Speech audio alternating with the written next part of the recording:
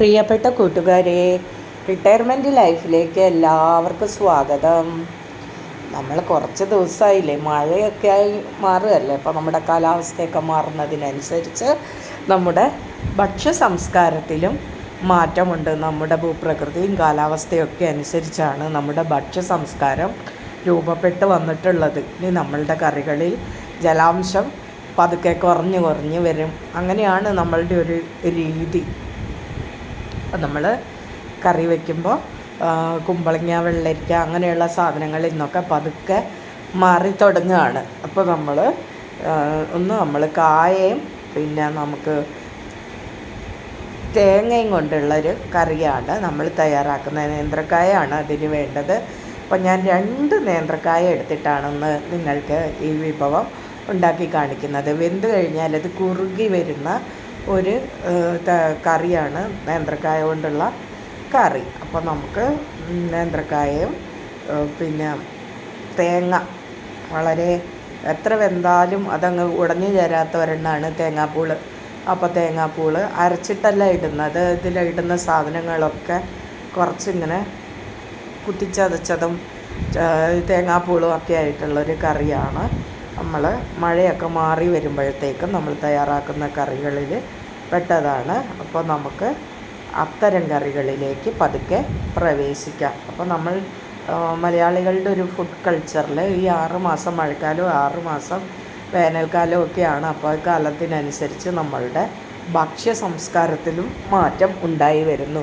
അപ്പോൾ വേനൽക്കാലത്ത് നമ്മൾ ധാരാളം മോരൊഴിച്ചതും അങ്ങനെയൊക്കെയുള്ള വിഭവങ്ങളാണ് ഉണ്ടാക്കുന്നത്. എങ്കിൽ കുറച്ച് ജലാംശം കുറഞ്ഞിരിക്കുന്ന കറികളാണ് പിന്നീട് നമ്മൾ ഉണ്ടാക്കാൻ വരും. നമുക്ക് എങ്ങനെയാണ് നമ്മുടെ വിഭവം തയ്യാറാക്കുന്നത് നോക്കാം. നേന്ത്രക്കായ നീളത്തിൽ അരിഞ്ഞ് 1-2 വട്ടം കഴുകിയെടുക്കുക. കറയൊക്കെ നീക്കം ചെയ്യുക. തീരെ ചെറിയ കഷ്ണങ്ങളാക്കണ്ട, അത്യാവശ്യം വലിയ കഷ്ണങ്ങളായി നീളത്തിൽ തന്നെ മുറിച്ചെടുക്കുക. നമ്മുടെ തേങ്ങാപ്പൂളിനോട് മാച്ച് ചെയ്ത് പോകുന്ന വിധത്തിൽ മുറിച്ചെടുക്കുക. തേങ്ങ കൊത്തി എടുത്ത് വെക്കണം. ഞാൻ 1 തേങ്ങയാണ് അതിന് വേണ്ടിയിട്ട് ഉപയോഗിക്കുന്നത്. ഒരു മീഡിയം സൈസ് തേങ്ങ. അധികം മൂക്കാത്ത തേങ്ങ കിട്ടിയാൽ അതാണ് നല്ലത്. ഏത് തേങ്ങ ഉപയോഗിക്കുക. തേങ്ങ എങ്ങനെ ഉപയോഗിച്ചാലും അത് വെന്ത് അങ്ങ് ചേരാത്തൊരു സാധനമാണ്. അപ്പോൾ 1 തേങ്ങ, ഒരു 4 പച്ചമുളക്, ഒരു ചെറിയ കഷ്ണം ഇഞ്ചി അങ്ങനെയാണ് നമ്മൾ എടുത്ത് വെച്ചിരിക്കുന്നത്. നമ്മൾ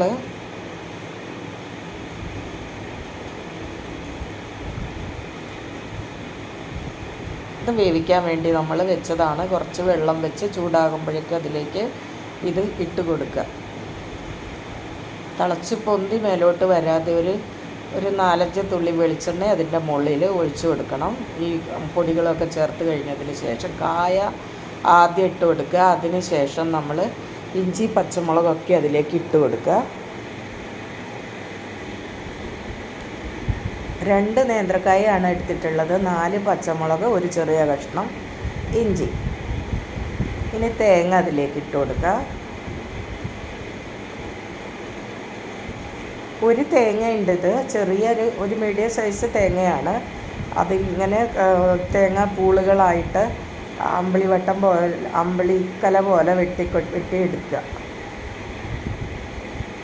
അങ്ങനെ കടിച്ച് കഴിക്കാൻ പറ്റുന്ന വിധത്തിലാണ് അതിൻ്റെ നിർമ്മാണം. ഉപ്പിടുക.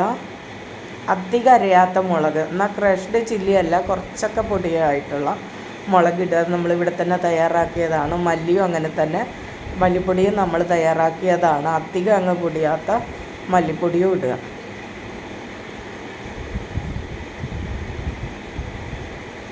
എന്നാൽ എരിവുണ്ടാവും വേണം. പിന്നെ നമുക്കിതിലേക്ക് വേണ്ടത് പുളിവെള്ളമാണ്. അപ്പോൾ കുറച്ച് പുളി നമ്മൾ വെള്ളത്തിലിട്ട് വെക്കുക.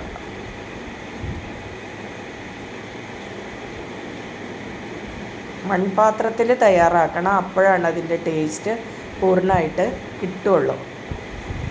വെള്ളം പോരെങ്കിൽ കുറച്ചുകൂടെ ഒഴിച്ചു കൊടുക്കുക. അടിയിലുള്ള വെള്ളം കുറച്ച് ചൂടായ വെള്ളത്തിലേക്കാണ് അത് ഇടുന്നത്. കായ കലത്തിൻ്റെ അടിയിൽ പിടിച്ചു പോവില്ല. അപ്പോൾ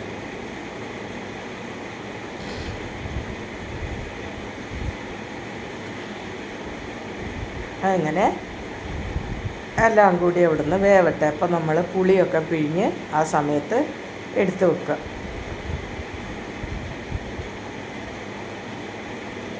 ഒരു നെല്ലിക്ക വലിപ്പം പുളി എടുത്തിട്ട് പിഴിഞ്ഞ് വെക്കുക.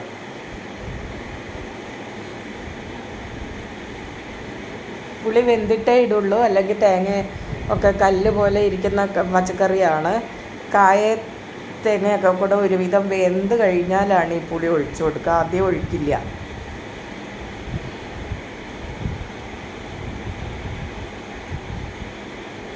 നല്ല രസമില്ല തിളയ്ക്കുന്നതാണ്.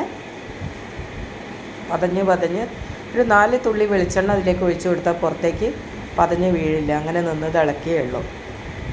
നമ്മുടെ ചട്ടിയിൽ നിറയെ ഉണ്ട് പച്ചക്കറി.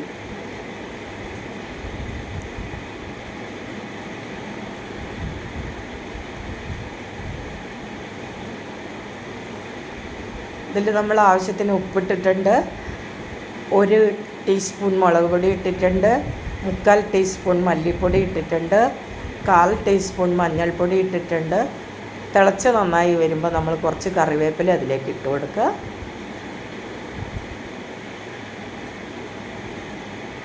എന്നിട്ടെല്ലാം കൂടി ഒന്ന് ഇളക്കി കൂട്ടിയിടുക. അപ്പോൾ നമ്മുടെ തേങ്ങാ കഷ്ണങ്ങളൊക്കെ അടിയിലേക്ക് പോകും.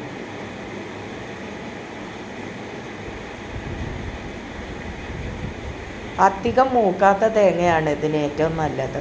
നമുക്ക് അങ്ങനെ കിട്ടാനില്ലെങ്കിൽ കിട്ടുന്ന എടുക്കുക.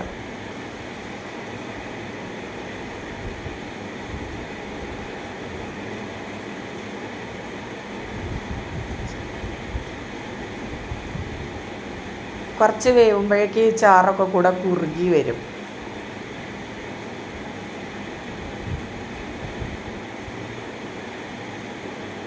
വെന്ത് വരുമ്പോൾ നമ്മൾ പുളിവെള്ളം ഒഴിച്ച് കൊടുക്കുക. പുളിവെള്ളം കൂടി ഒഴിച്ചിട്ട് തിളപ്പിച്ചിട്ട് പിന്നെ നമ്മൾ വറവിടാൻ വേണ്ടിയിട്ട് കടുക്, മുളക്, കറിവേപ്പില, ചുവന്നുള്ളി, ചെറിയ ഉള്ളിയും കൂടെ വറുത്ത് ഇതിലേക്ക് ഇടുക. കഴിഞ്ഞു നമ്മുടെ പണി. അത്രയേ ഉള്ളൂ.